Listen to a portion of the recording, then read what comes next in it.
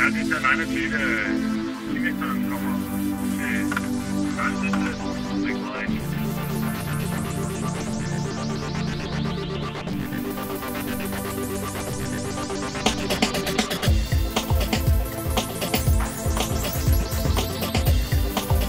Hej, jeg hedder Nutron. Jeg er 25 år gammel og er under uddannelse som politibetjent. Jeg søgte ind til politiet, fordi det er en drøm, jeg har haft længe, helt tilbage fra da jeg var barn. Hvor jeg så det som et spændende job, hvor man arbejder med mennesker i en masse forskellige situationer og har en forskellig arbejdsdag. Og det er noget af det, jeg søger i et arbejde. Da jeg startede på politiskolen, kendte jeg egentlig ikke til politiarbejdet som sådan.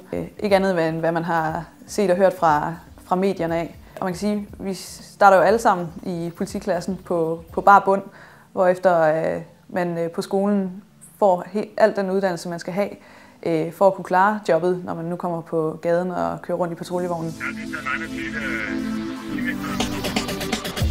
Lige nu er jeg i gang med den praktiske del af uddannelsen, hvor jeg kører patrulje. Det synes jeg er rigtig fedt. Der er mange forskellige opgaver, som bliver løst på hver sin måde. Det er spændende, og det er anderledes fra gang til gang.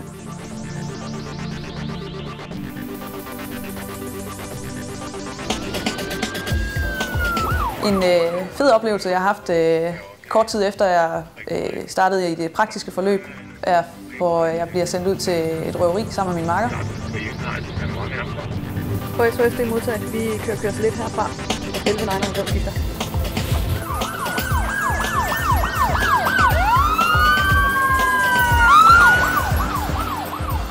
Vi kommer ud som den første vogn på gerningsstedet, mig og min makker.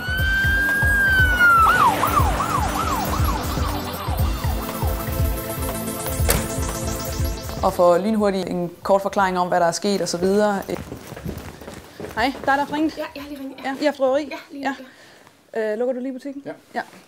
Jeg skal lige bruge et hurtigt signalement, hvis du kan give mig det. Kan du fortælle mig lidt om, hvordan han ser ud? Jamen, han har været omkring 81 år, cirka. Sådan, ja. På SOS, jeg har et signalement her, der taler om en mand, cirka 180 høj, blond, kortklippet, iført grøn jakke og cowboybukser.